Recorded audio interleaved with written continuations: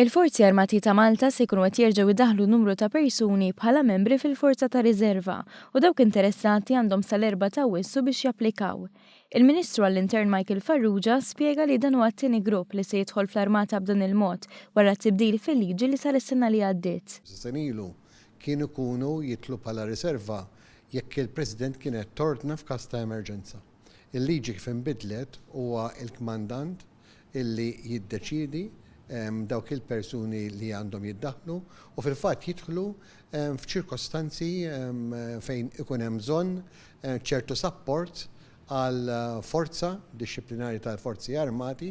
Biex wieħed japplika jrid ikun għala 18-il sena, fil-waqt li l-età massima biex wieħed ikun jista' japplika telet minn 35 għal 45 sena. Dan bilan li l-Armata ma titlifx persuni b'ċertu esperjenza li kienu interessati japplikaw. Jistgħu japplikaw ukoll persuni li għandhom il-fuq minn 56 sena li diġà kienu membri fl-Armata u kien intemmilhom iż-żmien fis-servizz. B'differenza l-qabel, il-persuni fil-Forza ta' Riserva se jitħallsu għax-xogħol tagħhom bir-rata applikabbli skont il-grad tagħhom.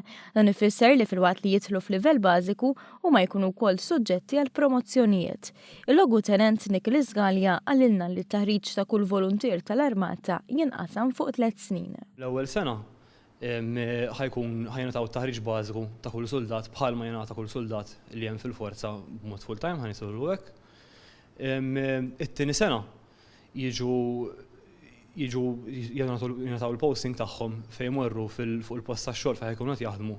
Jingħataw on the job training u wkoll jistgħu jiġu msejħa biex jassistu fejn jkun hemm bżonn.